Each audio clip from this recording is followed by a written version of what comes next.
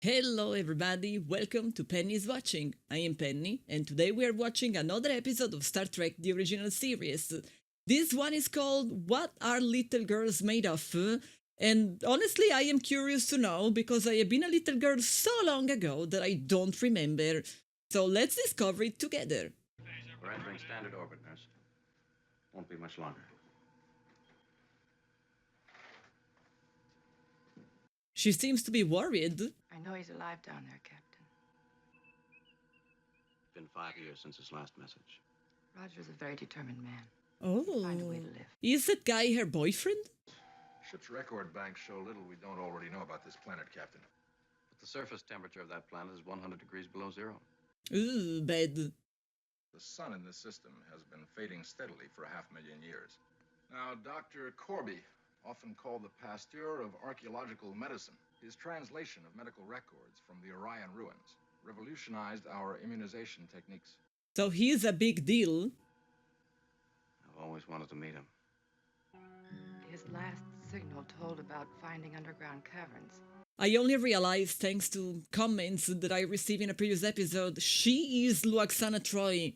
She is the same actress, of course, she is not the same character. Corby, repeating, this is Dr. Roger Corby. Okay, so he is We are alive. reading the Enterprise. This is Dr. Roger Corby. Standing by. Minus 100 though, how did he survive? Dr. Roger Corby has been located, remaining alive due to the discovery of underground ruins left by the former inhabitants of this world. A rather unusual request, Captain Kirk. Can you beam down alone, just yourself? Why? It is an unusual request. It's a dangerous request. You're certain you'd recognize his voice? Have you ever been engaged, Mr. Spock? Oh, so that wasn't a simple boyfriend. Agreed, Doctor. However, there will be two of us. Hello, Roger. Christine. He's been stuck there so long he didn't even know she was a nurse on the Enterprise. I thought that maybe it could have been an alien replicating his voice, but if he recognized Christine, then it's probably the actual guy. Ooh, basically the North Pole.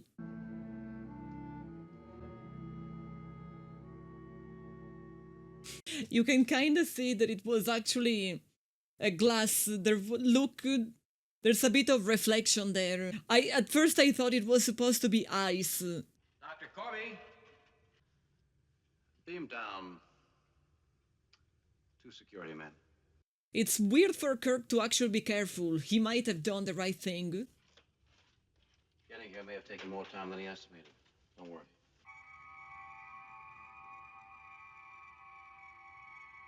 No, buddies, you should probably stay there. I don't think the doctor is going to be happy. He said 2. It sounded important. I have a terrible feeling for this one guy. Ooh. Show me. Show me what's down there. Oh, come on, they are not showing me how deep is the cave.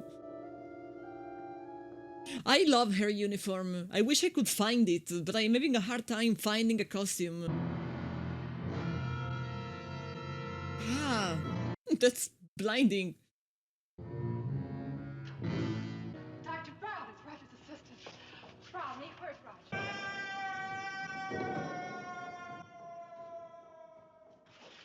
Banana peel? It's bottomless. You must have slipped. What the? A chance of a projection or ledge. What in the Voldemort was that guy now? Unfortunate. Very Terribly unfortunate.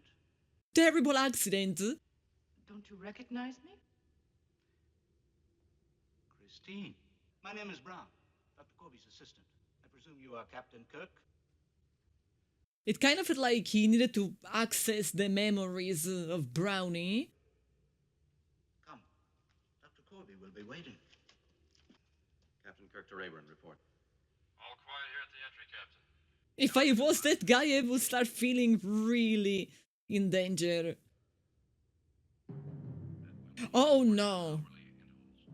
If you and I lose contact, or if he fails to hear from either of us. He's like half Voldemort, half Uncle Fester. Ta-ta! No, I thought it was going to... his neck. The inhabitants of this planet moved underground. When they moved from light to darkness, they replaced freedom with a mechanistic culture. I hope in that culture they had a better fashion sense than this guy.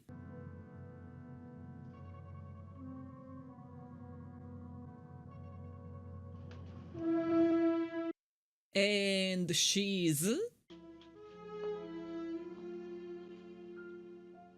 I'm Andrea.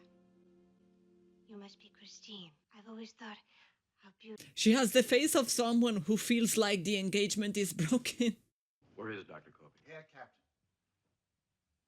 I've been looking forward to... He looks so much older than she is. Forgive me, Captain. I'm Roger Corby. Well, that was more important. Please, until I've talked to you. I've lost contact with my guard. I'm required to call my ship. No communications, Captain. This escalated very quickly. Roger, that You man. won't be harmed, I promise you. This is necessary, Captain. You will understand, Andrea. She wasn't prepared for a fight. Drop it. I didn't immediately understand what was she supposed to do. He's back. And he's strong. And he's a robot. What a roller coaster of emotions. Enterprise from Captain Kirk. Come in. Do you read? Contact established with Dr. Corby. We were becoming concerned, Captain. We'll return to the ship within 48 hours. Dr. Corby's records and specimens will require careful packing. He can imitate perfectly any voice. This is not a vain display, Captain. I'm a scientist. You obviously know of my reputation. I don't even know if he's still a human. Maybe he's also a robot. Now, give me 24 hours to convince you. Doctor, do I need to be a prisoner to be convinced? Do you realize the number of discoveries lost because of superstition?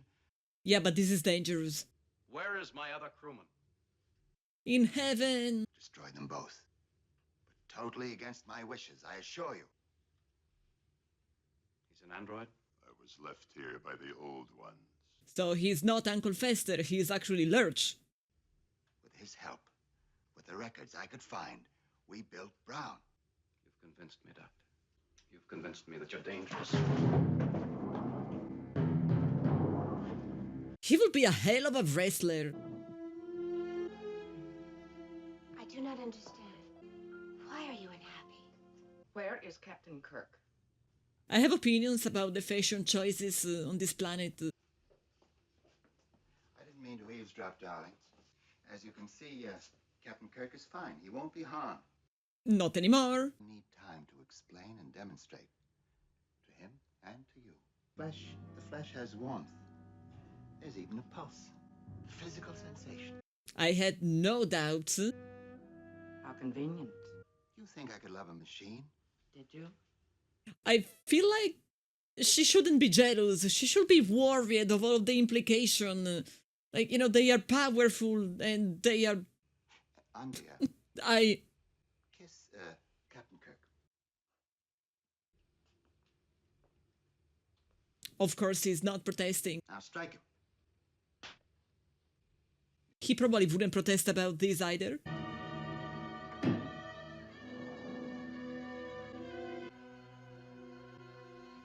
This is how you make an android. With Android Goo. The doctress, she's amazing. Like, she can have a blank face. Activate circuits. Mind your own business, Mr. Spock. I'm sick of your half-breed interference, do you hear? Mind your own business, Mr. Spock. I'm sick of your half-breed interference. So he's trying to give a memory to the clone of something that he would have never said. There seemed to be a habit of having two Kirks. Well, when I sat in your class, well, you wouldn't even dream of harming an insect or an animal. No, life was sacred to you then. Well, to be honest, 5 years alone on a super cold planet would probably make me lose my mind as well. So in order to create an android, you need a human who is probably going to vomit on the table.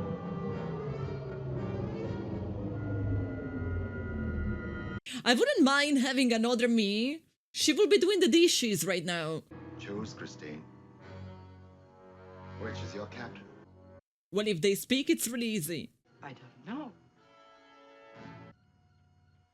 How do you do, Miss Chapel? That doesn't really look very appetizing. It's basically jello. Is the food appealing? No, it looks like slices of aspic. Please sit, Captain. Thank you. I'm more or less on parole, I understand. We don't even know if that is the real one. Nurse, if I gave you a direct order to betray him, Please. I don't think this is the right Kirk. That was like prying. Don't ask me to make that choice. I'd much rather you push me off the same precipice where Matthews died. androids don't eat, Miss Chapel. I knew it was the wrong one. He was trying to pry.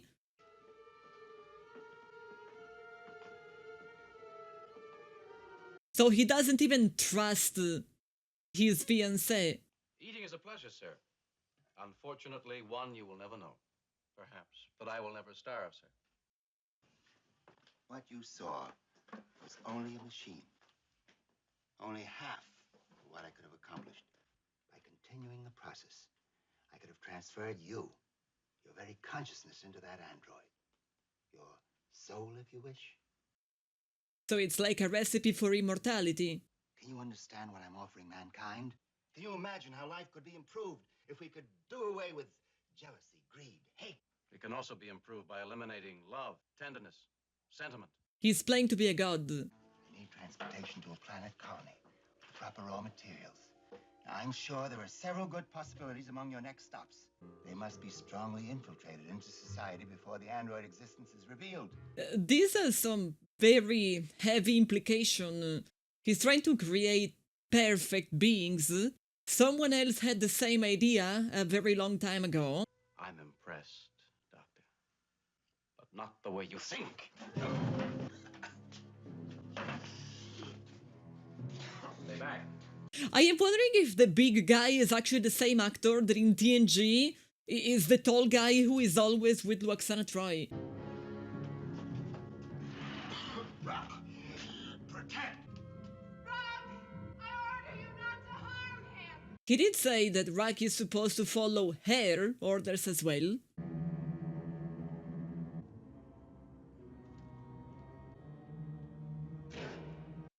that is styrofoam, isn't it? Captain Kirk, I can help you. Don't fall for it. Christine, is that you?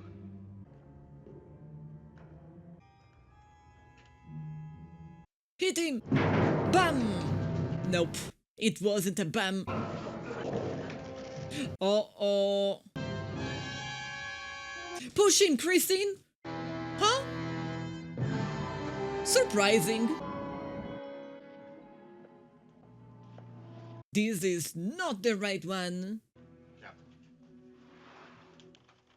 Dr. Corby has considerable cargo to beam aboard. I'll have to go over our destination schedule with him.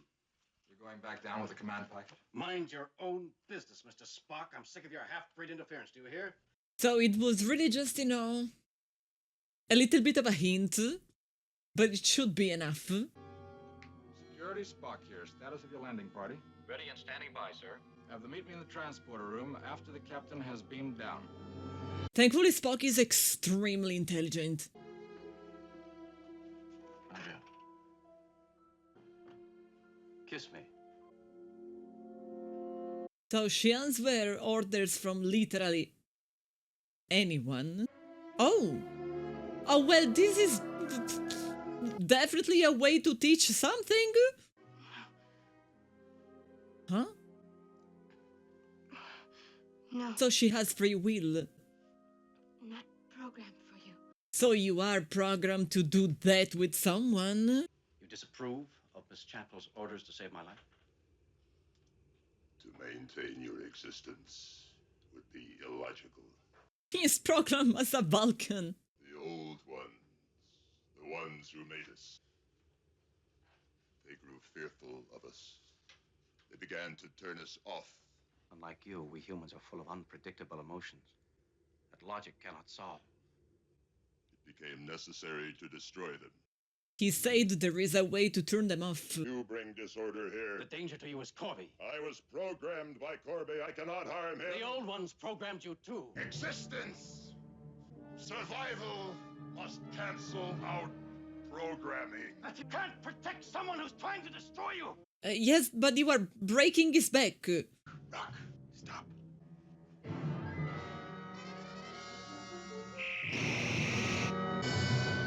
Well, this was very quick.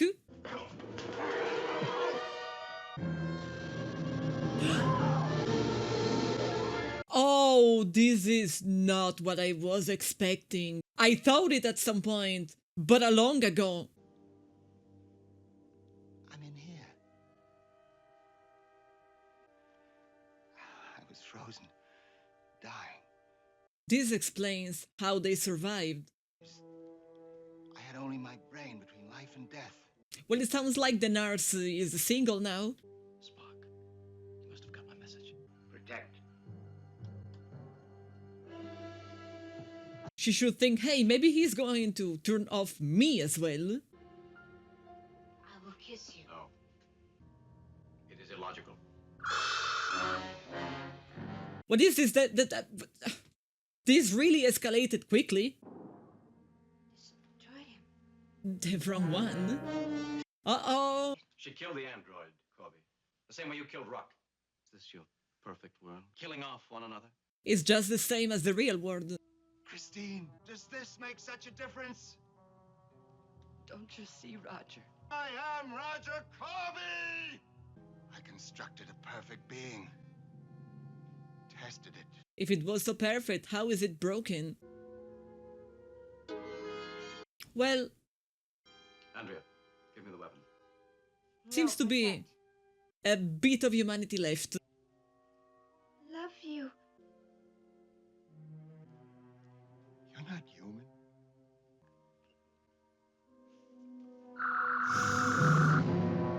This was very sudden. Well, Christine, your fiancé died a long time ago. It wasn't that guy. You all right? Nurse? Where's Dr. Corby? Dr. Corby was never here. He was, just not now. Not in the past few years. Steady as we go, Helm. It was actually a very smart idea to call him with what is basically a racist name, like it's something that the real Kirk would have never done. And Spock is smart enough to really pick up immediately even the smallest hint. This was another great episode, one of the best that I have seen so far, I have to say. And, you know, it's one of those episodes that really make you think. As in, I feel like as humans, we have always thought about immortality, at least once. Like, I don't know anyone who never really thought about, like, what happens after we die, and is it possible to discover a way to not die? And, like, if it was possible, would you do it? Would you not do it? And so, when you watch an episode with such a theme, it really makes you think, like, would you be okay with surviving your mortal body, but then you basically become a robot? Like, would you rather have a shorter lifespan, but it's you, like, until the end it's really you?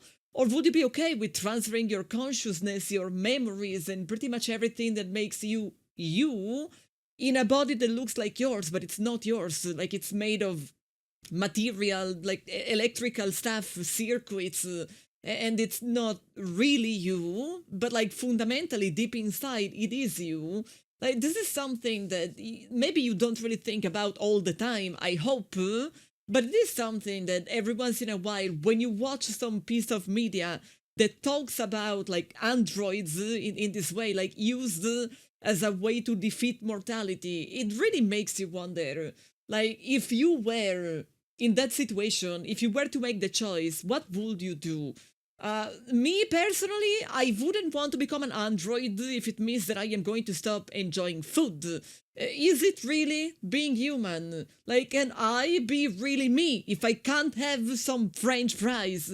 I decided French fries are going to be a recurring theme in my videos. I mean, I do love them, and they are good enough that I wouldn't want to be an android if it means that I am not going to feel their taste anymore.